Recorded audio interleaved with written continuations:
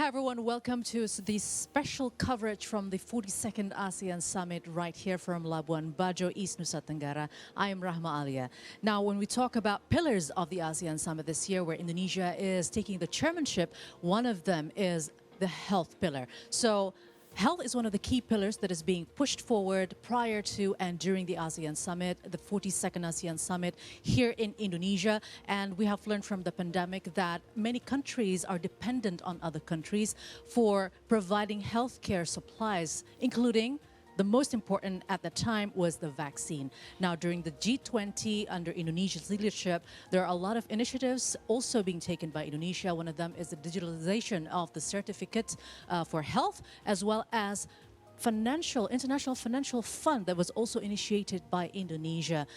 Now, talking about ASEAN, this region still has a lot of challenges, as we've seen among countries that hasn't met international standard for its healthcare facilities as well as services.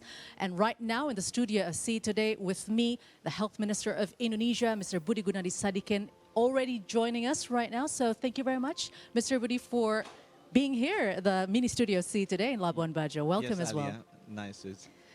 Yes, so Pak Budi, recently the WHO has announced that the COVID-19 is no longer the global emergency, and yet we still need to mitigate for the next global emergency, if it might happen that way.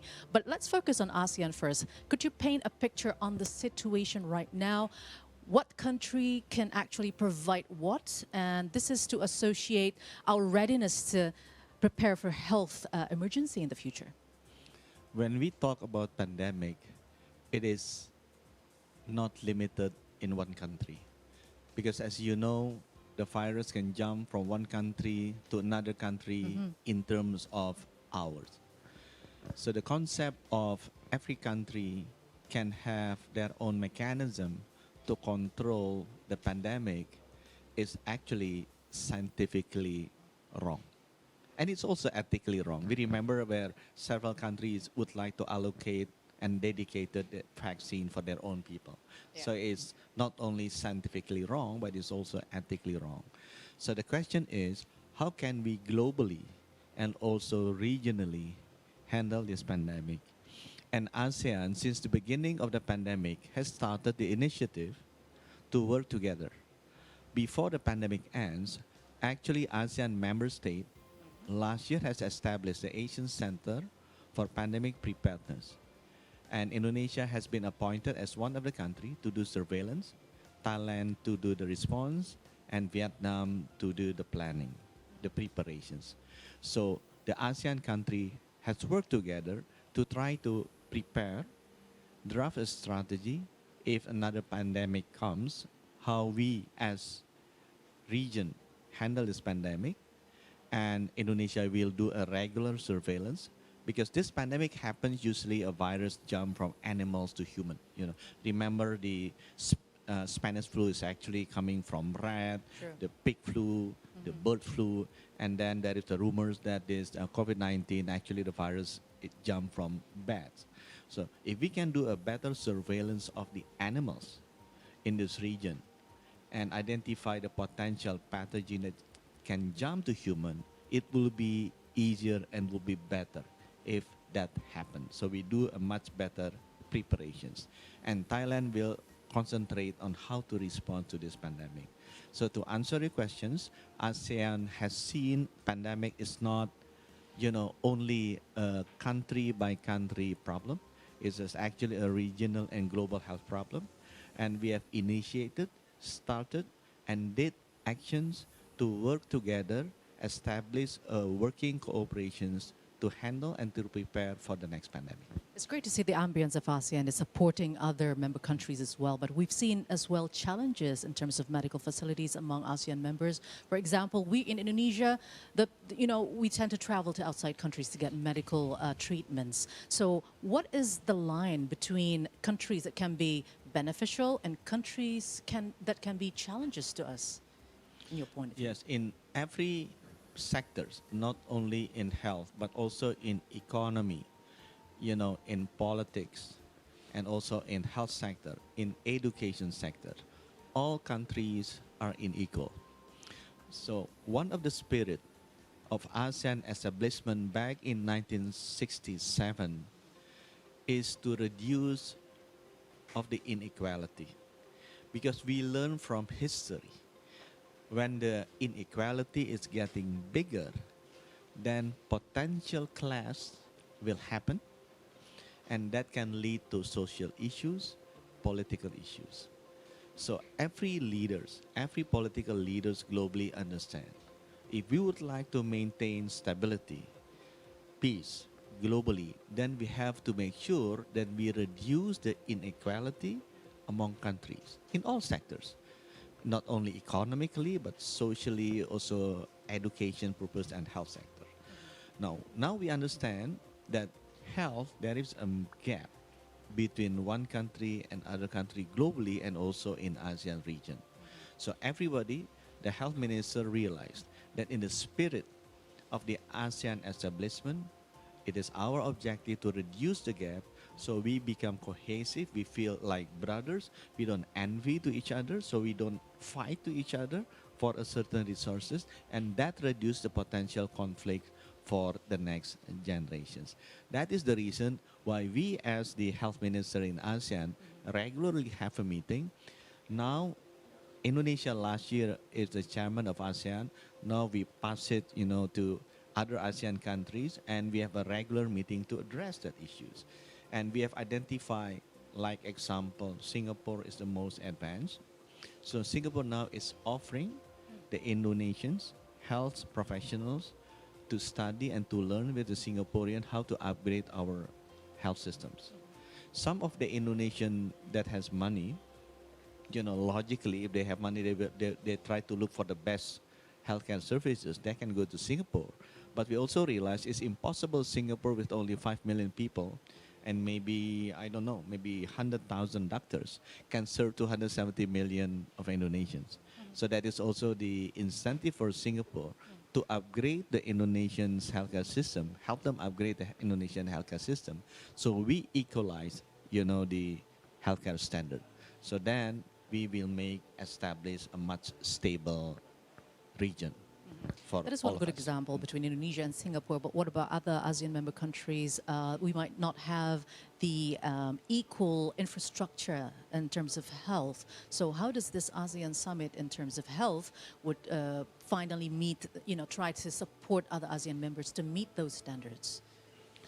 Every country have a different national healthcare systems, and we realize that each of them have a different level in terms of sophistications.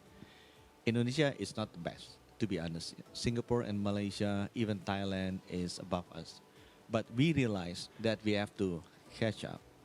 So our intention is to learn with the Singaporean and Malaysian and Thailand, and so we don't have to reinvent the wheel, and we catch up with them.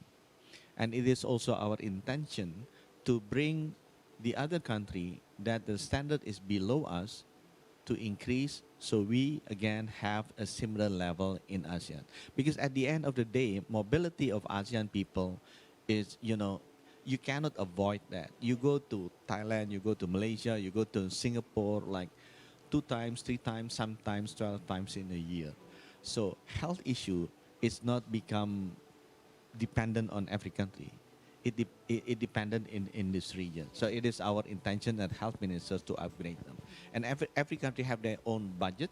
They have their own challenges. But we as an ASEAN try to coordinate and to help each other. And we also have access to a global institution, global funding mechanism. And it is also the same interest globally.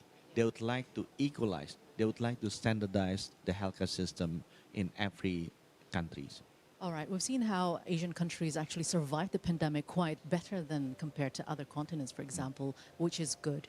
And you have mentioned that during the G20, for example, you initiated as well the International Financial Fund in order to mitigate the next pandemic if happens that way. So what about in this region? In ASEAN, would you also pursue the same sort of mechanism with the other ASEAN member countries? There are some discussions whether we would like to have a dedicated fund or we align with the existing funds that we just established. This is just for comparison. In financial industries, we also have financial crisis. Like in health industry, we have health crisis. One of the worst financial crisis happens in the aftermath of World War II in 1944, where global leaders gathered together in Bretton Woods, United States in 1944 and established one of the biggest funds that plays a very significant role in the global finance sectors, called the International Monetary Fund. This is a very large fund now. And International Monetary Fund has proven not only save the world economically after the World War II, but also protect the world for a series of financial crises that Indonesia has seen it in 1998. We become, the client of International Monetary Fund of IMF.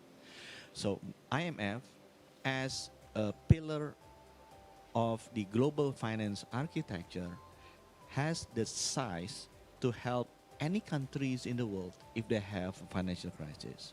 So that is the idea when we would like to establish the pandemic fund. Global leaders again get together in Bali in 2022, compared in Bretton Woods in 1944, and in spirit of teamwork and congeniality, they work together to establish the fund. And the idea is to make this one is a main pillar of a global health architecture.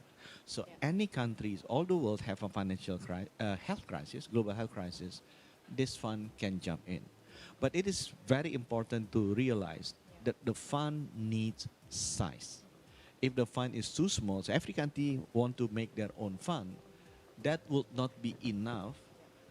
That would not have the scale to help if the next pandemic comes. Because pandemic never comes like regional pandemics or in-country pandemics. Pandemics, by the name of pandemics, it will be a global pandemic. So that is my thought about the fund. Yeah, well, when you can ensure that all the ASEAN member countries can actually access to one another, but as you mentioned, sometimes it happens globally. So how do you think to pursue this ASEAN countries to be accessible or to get access to anything outside the ASEAN bloc or region? This is the challenge that I've seen in the health sector compared from the financial sector. Financial sector globally is more centralized, whereas the health sector is very fragmented.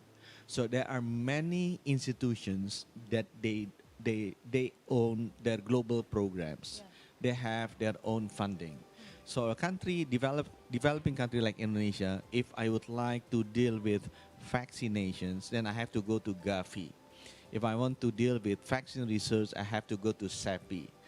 If I have to talk about health policy, I talk to WHO. If I want to get funding, maybe I go to Bill and Melinda Gates Foundations.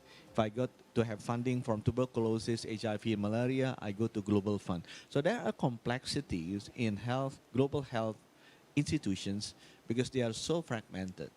So from my perspective, it is easier if we, instead of diversified the organizations or make another global organizations, we combine several into one, because that will be easier for the country to deal with. Instead of dealing with 10 global health institutions, now we only have to deal with 1 or 2 global health institutions. Okay, now we take our focus back to Indonesia, being the host of ASEAN Summit, and last time we had the G20. Indonesia has the ability to direct or to do the directives of this globe, basically. So how do you think Indonesia, as President Joko Widodo mentioned, want to aim for the medical destination so that people can, at least in the regional, can come to Indonesia to seek for medical treatments?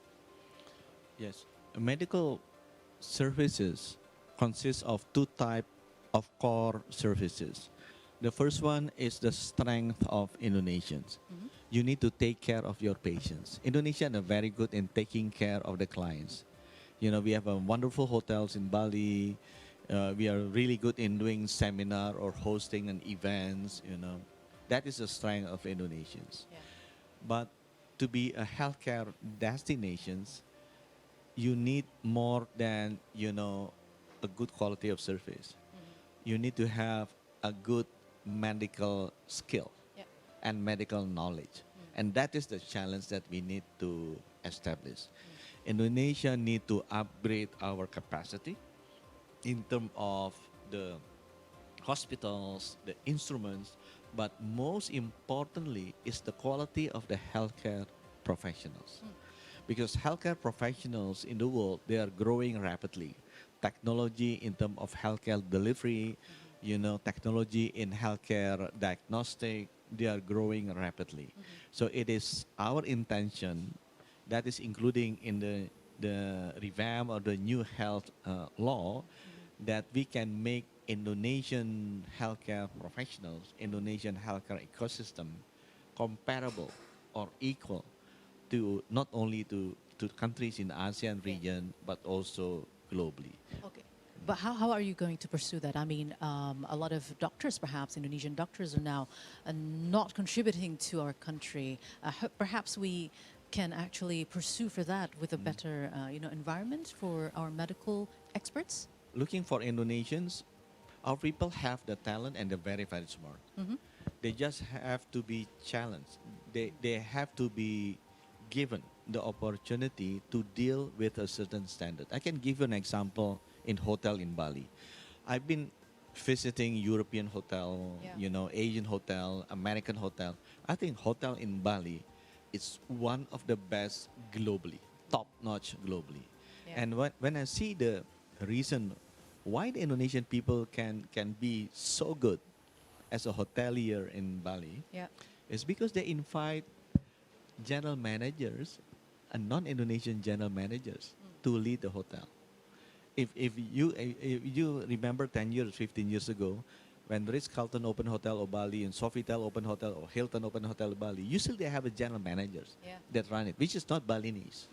But because they're really good in teaching Indonesian people are so talented, they're so smart, they learn, then many Indonesian people now become the general managers, Yeah. not only in Indonesia, but also in other countries. Yes. So I think the key is like that. Doctors in Indonesia, like other professions, professionals in Indonesia, they are very talented. You just have to give them an opportunity. You have to trust them and you have to encourage them to take the challenge to compete. Yeah. Some of Indonesians feel afraid to compete, but when you push them, actually they are really good competitors and they have excellent skills. So that's why it is my job as Ministry of Health to make sure that Indonesian doctors are also open up to the competitions and they are being supported Yeah. by us in educations, in terms of instruments in the hospitals, and we encourage them to compete because I have a very strong belief that we Yeah. will excel like what we have done in other fields. Yes, other people really love Indonesians because of the hospitality. So you think if we want to set a destination for medical destination, it will be in Bali, for example? Bali is a good example because everybody knows about Bali. Yeah. So if you would like to make a destination Bali, everybody will come. But of course, we need also to establish where the best Indonesian doctors are. And if you rank by the age of the faculty of medicine, Yeah. Jakarta will be number one, Yes, Stovia, true. and Erlangga, Surabaya will be number two, and Jogja will be number three. So those three All right. cities is actually have the greatest potential of the best medical doctors. in We're country. looking forward for that. And also thank you so much, Mr. Budi Gunadi Sadikin, for coming to see today and also giving us enlightenment, especially on the subject of ASEAN Summit that is happening in Labuan Bajo this time. Yeah. And everyone, that was our interview with Health Minister of Indonesia, Budi Gunadi Sadikin, from the 42nd ASEAN Summit here in Labuan Bajo, East Nusa Tenggara. My name is Rahma Alia, and bye for now.